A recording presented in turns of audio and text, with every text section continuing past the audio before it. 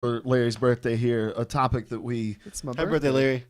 that we Where we have zoomed the camera out, I can't actually lean off the screen to blow my nose. I've just got to just got to do it, man. Just proudly lean out of the go for it. microphone. That's all I care about. hold on. Let me just blow it straight into the mic. Oh man! So we love talking about horror here on the Player 3 podcast. This is over on IGN from Chloe Rad. Chloe Rad, is that Chloe or Chloe? Spell it. CHLOI. Whoa. I've never seen that before. Chloe. I would I like assume it's a Chloe. weird spelling of Chloe. Yeah, we're saying Chloe though. From Chloe Rad. Boy. It says, Vistage is a hyper-real horror game in the style of PT. She writes, Vistage is an upcoming horror game from Sad Square Studio, influenced by the hyper-real visuals and environmental storytelling explored in beloved horror demo PT, but extended into a longer experience. Its creators plan to launch on PC with VR compatibility in January 2017, with PS4 and Xbox One to follow if Sad Square meets its funding goals. And then they've got 12 minutes of gameplay here. Vistage isn't just inspired by PT. It began as a recreation of the Silent Hills Demons iconic home in Unreal Engine 4. When Konami canceled Silent Hills and removed the playable teaser from the PlayStation Store, Vistage level designer Jonathan Vierius decided to turn the prototype into a game of its own. Quote, Vistage is going to feel a lot more like an adventure / play a movie game rather than an action horror game with jump scares all around. So you guys got a chance to hopefully watch at least a little bit of the gameplay footage from this game. First of all, your thoughts just on the project. I'm so torn, man. I'm so torn because here's the thing. Everyone got so hype about PT that we're seeing all these different games mock that style. I like that, but I don't at the same time because we're missing the point. Yes, we're getting a lot of games that are similar to the trailer, to the playable teaser, but we are missing so much of the gameplay mechanics, the storyline, from what Silent Hills was supposed to be. Like we are still missing that entire game, and that's what my focus was on. It's cool to have this game like the trailer, but it has set an atmosphere, it has set questions, it has set a storyline that we will never know, because all we have is the trailer. I think it's cool that they're making this trailer live on, but I'm sad because we won't see Silent Hills and won't get the full effect.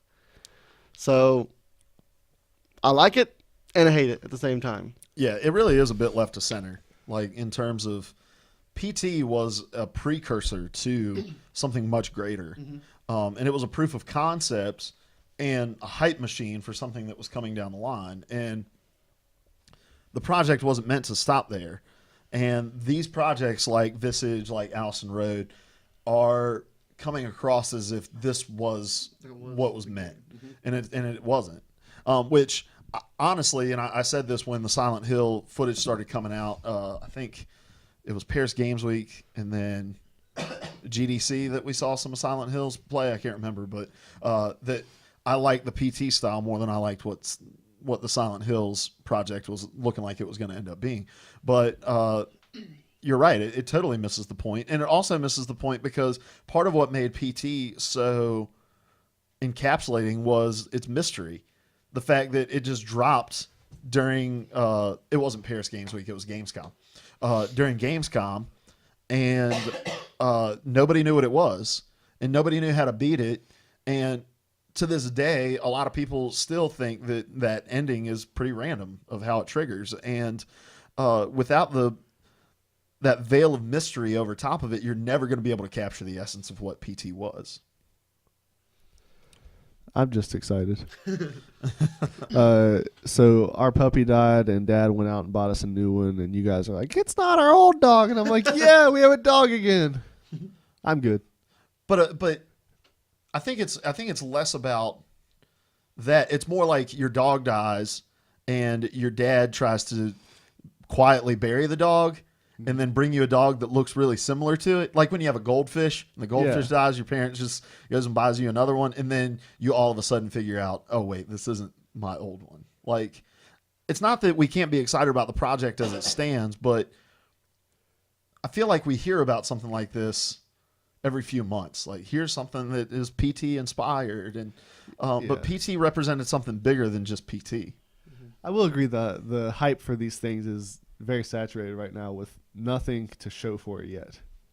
So, and it's kind of a testament to how great that thing was that so many people can ride off the coattails of what they did. And it does make it even harder to be like, man, how great was the final product going to be? Exactly. It's like you have this nice story, and PT was the first chapter, and then they ripped all the other chapters out, and people just keep recreating the first chapter over and over again. I just miss it. I just wanted to see what the whole effect was. So, like I said earlier, I think it's cool that they're continuing it, but I'm missing the actual project. Yeah. Well, and I think what we're starting to see, and another game we're going to review at the end of the show is Oxenfree, which Larry and I sat down to play, and I got to finish it a little while after. We're kind of in this interesting time in games, though, where horror can kind of take on all different forms.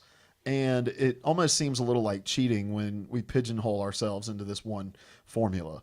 And watching the gameplay of this video, there was so much of it that wasn't just a hearkening to PT. It was a straight ripoff of PT from Vistage, where like the chandelier shaking, just the hyper realism of the hallway that you're walking down. It wasn't exactly the same vibe and feel. You had the balcony like they had in PT, and it didn't just seem like we were inspired by it. It almost seemed like we kind of want to make it an odd Frankenstein of it.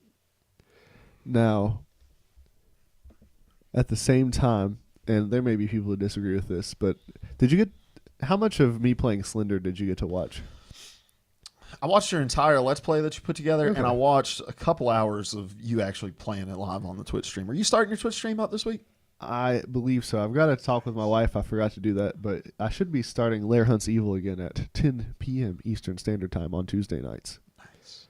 However, I feel like PT took a whole lot out of the Slender book. They just did it with a whole lot more pizzazz. It's a very similar kind of like you're not real sure what's triggering what. Nothing's explained. You're trying to find these clues, and the bad stuff can come at you from anywhere at any time. So all of it feeds into each other. But yeah, I get what you're saying with like Visage, just too much. It's too similar, and I guess people are trying to. Their dog died, and so they're trying to make a Play-Doh dog and pretend it's a real dog. Or just to dig up Right. the old dog and just keep trying to shock it. They're taking it to a taxidermist, and they're those weirdos. You know, this was the family pet. He's at my table now. Yeah. With the games that came out to be like PT, I actually felt this sense of dread in Allison Road, but with the Visage, I didn't have that feeling because I felt like it was too sensory. Everything had a noise, and it was so loud. Every noise was super loud, and like it just kind of took me out of this situation because it's almost like they were trying to build this like everything around you can scare you. Yeah. It just took me out of it. What made PT's sound design so good was when you were wearing a headset, your footsteps were really defined, and it gave you a sense of presence in this hallway that you were playing in. Like that was actually you walking. And but like you said, every little thing you touched made a noise in that Vistage trailer. And obviously that's alpha gameplay, and all that stuff can be tweaked and all that. But yeah, the sound design didn't capture it like PT did. Like the zipper sound? Yeah, I'm like, why is this guy walking over to the stove and unzipping his pants? Yeah, it was weird. I've been using my stove wrong, apparently. What's wrong with that? All right, moving on.